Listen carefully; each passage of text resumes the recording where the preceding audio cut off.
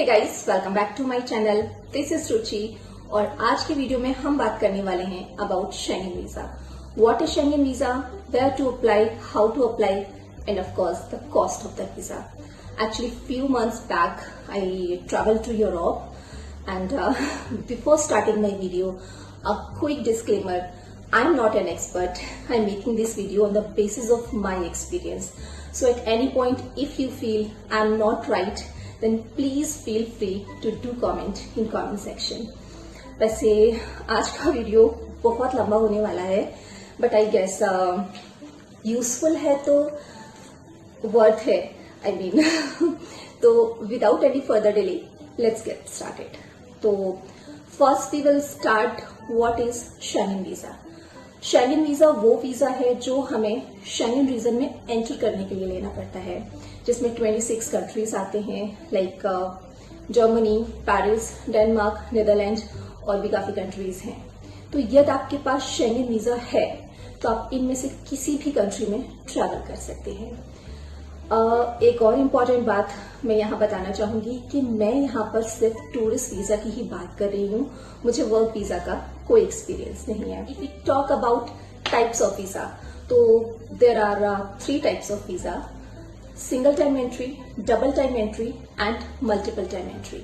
जैसे कि नाम से आपको समझ में आ गया होगा, single time entry that means once you enter in the Schengen region and you leave the region, after that visa won't be valid. Double time entry, that means 2 times you can go to the Schengen region and once you leave the region, visa valid नहीं है. Multi time entry, that means many times you can enter in the Schengen region and leave the Schengen region. तो ये तो types हुए visa के। और यहाँ पर मैं आपको सजेस्ट करना चाहूंगी कि यदि आप फॉर्म फिल कर रहे हैं और उसमें आप एक्चुअली ऑप्शंस होते हैं single time, double time and multiple time, तो आई वुड सजेस्ट कि आप मल्टीपल टाइम एंट्री को सिलेक्ट करें। एनीवेज वीजा की कॉस्ट तो सेम ही रहने वाली है। चलिए नेक्स्ट पॉइंट कि हम जो अप्लाई करते हैं, जितने दिन के लिए हम अप्लाई करते हैं, कि हमको वीजा उतने ही दिन का मिलता है, तो ऐसा बिल्कुल नहीं जरूरी है। आई मीन कह नहीं सकती कि आपने जितने दिन के लिए अप्लाई किया है आपको उतने दिन के लिए ही वीजा मिलेगा। बहुत बार ऐसा होता है कि कोई फर्स्ट टाइम ट्रेवल कर रहा है यूरोप के लिए और उसने शेंगेन वीजा के लिए अप्लाई किया है और फर्स्ट टाइम में उसको 6 मंथ्स के लिए वीजा मिल जाए। और बहुत बार ट्रेवल करना, बहुत फ्रिक्वेंट ट्रेवल करने वाले लोगों को भी 1 मंथ के लिए भी वीजा नहीं मिलता है। सो ये कंप्लीटली उन लोगों के ऊपर है। आई मीन या फिर आप कह सकते हैं इट्स ऑल अबाउट लक।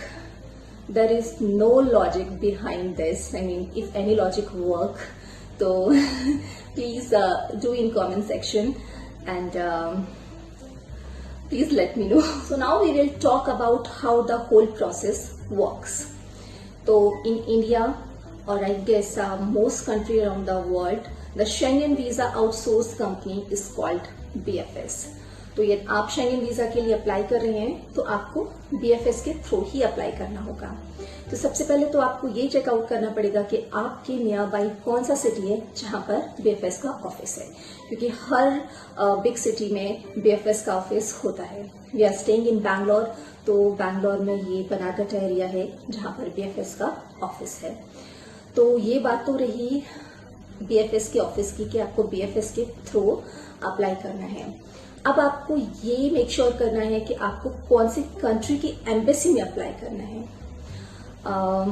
तो जिस भी कंट्री में, because if you are travelling to Europe तो ऑब्वियसली आप 3-4 कंट्री का तो प्लान बनाते ही हैं। तो जिस कंट्री में आपके नंबर ऑफ डेज ज्यादा है, फॉर एग्जाम्पल यदि आपने पेरिस में 4 डेज का प्लान किया हुआ है, जर्मनी में 2 दिन का किया हुआ है, डेनमार्क में 2 दिन का किया हुआ है, तो 4 डेज आपके जिस भी कंट्री में थे वहां की एम्बेसी पर अप्लाई करना है। अब काफी लोगों ने मुझसे ये पूछा कि यदि हमने इक्वल डेज के लिए प्लान किया हुआ है, लाइक 2 डेज हमने जर्मनी में किया हुआ है, 2 डेज पेरिस में किया हुआ है, 2 डेज डेनमार्क में किया हुआ है, तो हम कैसे अप्लाई करें। तो इसके लिए आप जिस भी कंट्री में फर्स्ट एंट्री कर रहे हैं, जैसे कि आप 2-2 दिन का प्लान आपने हर कंट्री के लिए बनाया और फर्स्ट आप जर्मनी में अपना प्लान किया हुआ है आपने, तो आपको जर्मनी की एम्बेसी पे अप्लाई करना होगा। सो this is a very simple logic. और उसके बाद आपको ऑनलाइन बुकिंग लेनी होगी। आप जर्मनी की एम्बेसी के पेज पर जाएंगे, वहां जाकर आपको ऑनलाइन अपॉइंटमेंट की बुकिंग लेनी होगी। Process is quite straight forward. I mean वहां पे कुछ क्वेश्चंस होंगे, उनको आपको फिल करना है। सबसे पहले वहां everything is mention there, you just go through and fill the form. वहाँ बेसिक क्वेश्चंस हैं जैसे कि आप कब एंटर कर रहे हैं शेंगन रीजन में, कब आपकी प्लानिंग है to leave the Schengen region, आपका passport number. So these are the basic information which they want. तो आप फिल फॉर्म करते हैं और after that you book your appointment. अच्छा, एक बात और है जो बहुत इम्पोर्टेंट है, अपॉइंटमेंट के डेट्स वहां जो अवेलेबल होते हैं आप उन्हीं से स्लॉट ले सकते हैं, आपका खुद का अपना चॉइस नहीं है। जैसे कि हमने जब अप्लाई किया था तो हमें 2 वीक्स के बाद से ही अपॉइंटमेंट शो हो रहे थे, नॉट बिफोर 2 वीक्स। तो ये जो आजकल बहुत सुनने में आ रहा है कि अपॉइंटमेंट मिलने में बहुत डिले हो रहा है, फिर पासपोर्ट आने में बहुत टाइम लग रहा है क्योंकि पासपोर्ट कलेक्ट कर लिया जाता है वहां पर। तो मेक श्योर कि आप थोड़ा सा टाइम का मार्जिन लेकर चले, क्योंकि इन केस यदि आपके जो भी बुकिंग डेट्स हैं तब तक, यदि आपकी जो भी डेट्स हैं तब तक यदि आपका पासपोर्ट नहीं आता है तो प्रॉब्लम हो जाएगी। फॉर एग्जाम्पल हमने 1 मंथ पहले से प्रोसेस शुरू कर दिया था, तो हमें 2 वीक्स पहले हमें अपॉइंटमेंट का डेट मिला और 12 डेज बाद हमारा पासपोर्ट घर आया। तो बेसिकली आप ये मानकर चलिए कि हम जब हमारे जो भी जाने के डेट्स थे उससे 2-3 दिन पहले हमको हमारा पासपोर्ट मिला। तो यदि थोड़ा सा और डिले हो जाता तो इश्यू हो जाता, तो थोड़ा सा मार्जिन लेकर चलिए। अच्छा, जो भी आपका सुटेबल डेट है आप वहां से पिक कर सकते हैं, जो भी स्लॉट वहां शो हो रहा है वहां से। तो हमने वीकेंड सेलेक्ट की, हमने वीकडे सेलेक्ट किया था क्योंकि वीकेंड पर काफी रश रहता है, तो आप अकॉर्डिंगली अपना देख सकते हैं। अच्छा, वहाँ एक चीज और है, आपका पासपोर्ट जो है you are not able to collect it again, तो कोरियर सर्विसेज भी है जिसके सेपरेट चार्जेस होते हैं। तो आप खुद जाकर कलेक्ट करना चाहें, यदि आप सेम सिटी में हैं तो आप खुद जाकर कलेक्ट कर सकते हैं, जैसे हमने खुद ही जाकर कलेक्ट किए थे। यदि आप कोरियर सर्विस चाहते हैं तो वो भी अवेलेबल है, उसके कुछ चार्जेस होते हैं, आप उन्हें पे कीजिए और बहुत ही ट्रस्टवर्दी हैं, आपको टेंशन की बिल्कुल जरूरत नहीं है। एक्चुअली आपको अपॉइंटमेंट के लिए एक अमाउंट पे करना पड़ता है, दैट इज अराउंड 2680 रुपीज। ये एम्बेसी टू एम्बेसी डिफरेंट हो सकता है और यहाँ पर आपका अपॉइंटमेंट डन हो जाता है। अब नेक्स्ट थिंग जो आपको करनी है वो सारे डॉक्यूमेंट्स रेडी करने हैं जो आपको एक्चुअली सबमिट करने हैं वहां पर। तो जिस दिन भी आपका अपॉइंटमेंट डन हुआ है उस दिन आप बीएफएस ऑफिस जाते हैं सारे डॉक्यूमेंट्स को लेके ऑब्वियसली, और वहां पर जो बीएफएस का स्टाफ होता है वो आपको हर चीज में हेल्प करता है। यदि आपको कोई भी इशू है तो वो लोग काफी हेल्पफुल होते हैं, वैसे हर जगह के ही होते हैं, बट बैंगलोर में जो मेरा एक्सपीरियंस रहा है वो बहुत अच्छा रहा है।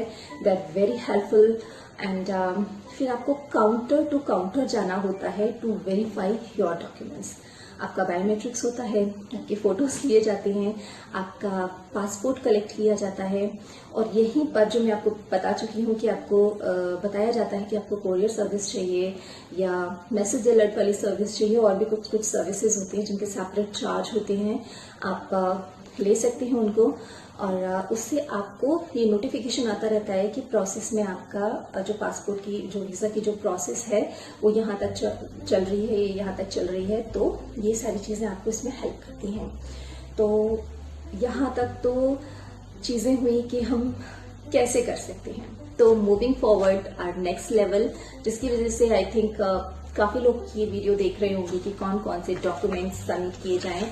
सो दिस इज द बंडल। तो पहला डॉक्यूमेंट है जो आपको सबमिट करना है, that is cover letter. So cover letter which you write to the embassy कि what is your purpose, why you are travelling, और भी आप कोई रीजन ऐड करना चाहे तो कर सकते हैं। If you are travel content creator तो आप वो भी उसमें मेंशन कर सकते हैं। एक इम्पॉर्टेंट बात, कवर लेटर बहुत बड़ा हो या ना हो, बट बहुत इंप्रेसिव होना चाहिए। आपका पर्पस उसमें क्लियर होना चाहिए कि व्हाई आर यू ट्रैवलिंग, और simply you are trying to tell the visa officer that after some time you will be back to India, not to illegally immigrate to the country. So जो भी आपका reason है, everything should be very clear in the cover letter, because बहुत बार नहीं, mostly cover letter की वजह से ही आपका वीजा रिजेक्ट हो जाता है। और यदि आप लोग चाहते हैं कि मैं आपको बताऊं कि कवर लेटर कैसे लिखते हैं या कवर लेटर में क्या क्या होना चाहिए, तो आप कमेंट सेक्शन में कमेंट करके जरूर बताइए, तो मैं उस पर एक सेपरेट वीडियो बना सकती हूँ कि how to write your cover letter. तो चलिए, सेकेंड जो डॉक्यूमेंट है that is a visa appointment letter. तो वीजा अपॉइंटमेंट लेटर जो होता है, when you take appointment online, you got a PDF document। तो वहां पर आपको उसकी प्रिंट आउट लेनी है बेसिकली, और वहां पर वो अमाउंट भी होता है जो आपने बेसिकली अपॉइंटमेंट के लिए पे किया है, जो मैंने बताया था आपको 2680 रुपीज। तो वो अमाउंट भी उसमें होता है, तो वो डॉक्यूमेंट भी आपको अटैच करना है। तो नेक्स्ट डॉक्यूमेंट जो आपको सबमिट करना है that is a visa appointment form. Visa appointment form जो आपने ऑनलाइन फॉर्म भरा था, आपको उसका प्रिंट आउट लेना है। बहुत ही स्ट्रेट फॉरवर्ड फॉर्म था वो, जहाँ पर आपका डेट ऑफ बर्थ, आपका पासपोर्ट नंबर और जो भी कुछ वहाँ क्वेश्चंस आपसे पूछे गए थे वो सारे आपको फिल करने हैं, और उसका एक प्रिंट आउट लेकर आपको अपने साथ रखना है। तो वहां पर लेकिन एक क्वेश्चन है जो आपको बहुत ध्यान रखना है, जो मैंने आपको बताया था। उसी फॉर्म में आपसे पूछा जाएगा सिंगल एंट्री, डबल एंट्री और मल्टीपल एंट्री। नेक्स्ट है ट्रैवल इंश्योरेंस। तो ट्रैवल इंश्योरेंस आप बहुत सारे कहीं से भी ले सकते हैं, हमने रिलायंस से लिया है। लेकिन यहाँ एक चीज मैं जरूर कहूंगी, बहुत अनोइंग चीज होती है जो सिर्फ शैंगन वीजा के टाइम पर ही हम फेस करते हैं। वो ये है कि शैंगन जो किसी और वीजा में मैंने नोटिस नहीं किया है, शैंगन वीजा में ही रहता है ये, कि शैंगन वीजा को अप्लाई करने से पहले आपके टिकट्स, आपकी होटल बुकिंग्स, आपकी itinerary, everything should be ready. तो बहुत सारे लोग टिकट्स अपने नॉन रिफंडेबल वाले टिकट्स, क्योंकि वो थोड़े से रीजनेबल पड़ते हैं, तो वो बुक करा लेते हैं। और कभी कभी ऐसा होता है कि हमें अपॉइंटमेंट टाइम से नहीं मिलता है, हमारा पासपोर्ट टाइम से नहीं आता है, तो वो डेट्स निकल जाते हैं। तो यहाँ मैं आपको ये सजेशन दूंगी कि आप फुली रिफंडेबल टिकट्स बुक कराइए और फुली रिफंडेबल होटल बुकिंग्स कराइए, या फिर आप डमी टिकट्स भी करा सकते हैं। बहुत सारे डीलर्स हैं जो डमी टिकट्स अरेंज करते हैं, तो आप उनसे कांटेक्ट कर सकते हैं, वो आपकी हेल्प कर सकते हैं। तो यहाँ पर आप ये मेक श्योर जरूर कीजिए कि नॉन रिफंडेबल फ्लाइट्स या होटल बुकिंग्स मत कराएं आप। तो ये सबसे ज्यादा अनोइंग चीज है एक्चुअली इसमें, जो सिर्फ शैंगन वीजा में ही देखने को मिलती है। नेक्स्ट जो डॉक्यूमेंट आपको सबमिट करना है वो कॉपी ऑफ द पासपोर्ट। तो first page and last page of the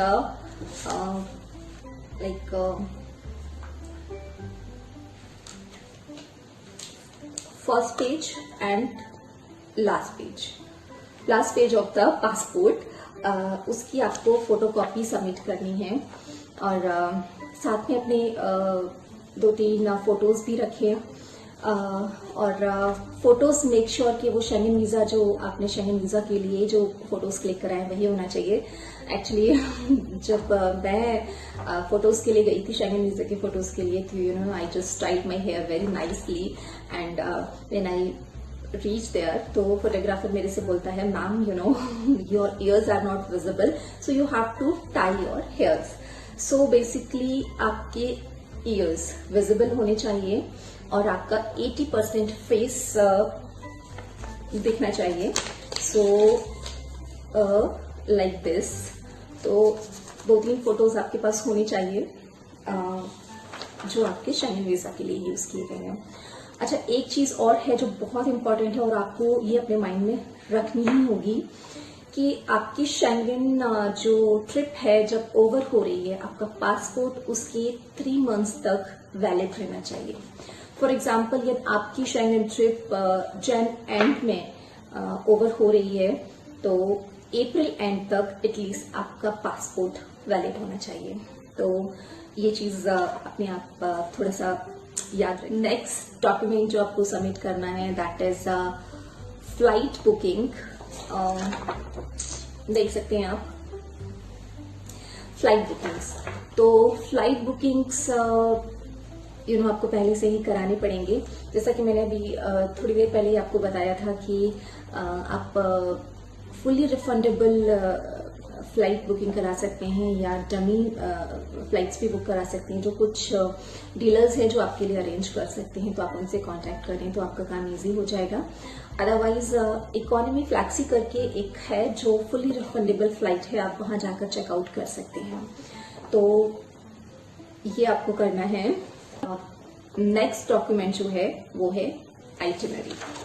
this is itinerary. तो बेसिकली आप जब जा रहे हैं और जब तक आप लौट कर आएंगे तो आपको कहाँ कहाँ जाना है, everything you need to prepare कि भाई कहाँ कहाँ जाना है। और it should be realistic, like for example if you are travelling from Delhi to Bangalore और आप मेंशन करो कि भाई इवनिंग में I am coming back to Delhi, तो दैट इज नॉट रियलिस्टिक। कि मतलब आप दिल्ली से आएंगे और शाम तक वापस चले जाएंगे और आप बैंगलोर भी एक्सप्लोर कर लेंगे। तो थोड़ा सा रियलिस्टिक होना चाहिए कि चलिए हमने एक दिन स्टे किया बैंगलोर में और फिर हम उसके बाद एक दिन बाद हमने जो भी कुछ तो घूमा, एटलीस्ट थोड़ा सा रियलिस्टिक होना चाहिए। तो आप कौन कौन से दिन कौन कौन से सिटी में ही क्या कर रहे हैं, एनीवे बाद में आप अपनी आइटिनरी चेंज कर सकते हैं। They are not coming to see कि आप कौन सी सिटी में आपने वो मेंशन किया था। This is only is like a formality, so you have to do. तो एक बेसिक टाइप और थोड़ा सा रियलिस्टिक रहे, क्योंकि लास्ट मोमेंट पे बहुत सारे लोगों के बहुत सारे प्लान चेंज होते रहते हैं, तो it's not a big deal. तो बस ऐसे ही थोड़ा बहुत कुछ कर लीजिए। एंड नेक्स्ट है होटल बुकिंग्स। तो होटल बुकिंग्स आप इतने दिन जितने दिन भी आप वहाँ रह रहे हैं, आपने होटल्स ऑलरेडी बुक किए हुए हैं, तो उन सब के कॉपीज आपको वहाँ लगाने हैं। If you are visiting your family and friends, तो आपको आप उनसे इनवाइट लेटर भी ले सकते हैं, जिसे आप यहाँ पर अटैच कर सकते हैं। बट ये होना चाहिए कि आप कौन से दिन कौन सी होटल में रुक रहे हैं, तो उसका आपके पास होना चाहिए। एनीवेज वहां जाकर भी आप ये सारी चीजें कुछ कुछ चेंज कर सकते हैं, बट हाँ एक बेसिक आपका आइटिनरी ये होटल बुकिंग्स एंड ऑल होनी चाहिए। नेक्स्ट है बैंक स्टेटमेंट। तो वो आपसे लास्ट 3 मंथ का बैंक स्टेटमेंट पूछेंगे। तो बैंक स्टेटमेंट मतलब काफी लोगों ने मुझसे ये पूछा है कि यदि हम शेंगन वीजा के लिए अप्लाई करते हैं तो हमारे अकाउंट में कितना मनी होना चाहिए।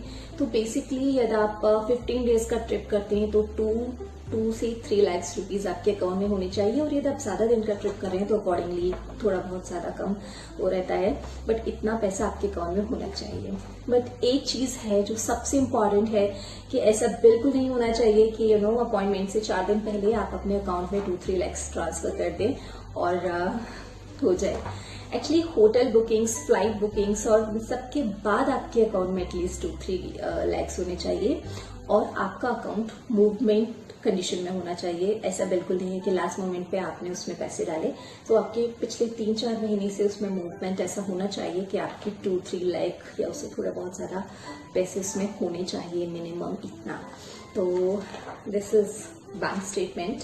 सो basically they want to know कि आप इस ट्रिप को अफोर्ड कर सकते हैं या नहीं। So this much money you should have in your account. So next document है income tax return, and this is the last document which you need to submit. Past 3 financial years income tax return, and if you are salary employed then you have to submit past 3 months salary slip, and also NOC signed by HR that you will join back at a particular date. So these are the documents which they will ask for, but you can submit some more documents also to support your application, like about your investment and credit card statement. एक और important चीज है that is Aadhaar card copy. I don't remember कि किस चीज के लिए उन्होंने आधार कार्ड की कॉपी मांगी थी, बट ये लास्ट मोमेंट पे काफी हेल्पफुल रहा था। तो आप एक कॉपी ही तो है, तो आप साथ से अटैच कर लीजिए इन केस ये जरूरत पड़ती है तो ठीक है, नहीं पड़ती है तो सिंपली अ पेपर। तो BFS फी, कोरियर सर्विस, मैसेज अलर्ट और वीजा फी सब कुछ मिलाकर आपको करीबन 10 to 12,000 के अराउंड पड़ जाता है। ये थोड़ा सा अलग भी हो सकता है क्योंकि ये एम्बेसी पे डिपेंड करता है। हर कंट्री के एम्बेसी के अलग कुछ फी होते हैं, तो वो थोड़ा बहुत डिफरेंस हो सकता है, बहुत ज्यादा डिफरेंस नहीं आएगा। That much for today's video, and I tried to cover as much as possible, and I hope you found this video useful. और आपकी कोई भी क्वेरी यदि हो, वैसे तो मैंने सब कुछ एक्सप्लेन कर दिया है, बट इन केस आपकी कोई क्वेरी हो तो कमेंट सेक्शन में कमेंट करके आप मुझसे पूछ सकते हैं। I be very happy to help you. और उम्मीद करती हूँ कि आपको मेरा ये वीडियो अच्छा लगा होगा। If yes, then please do like, subscribe and share. Thank you so much for watching.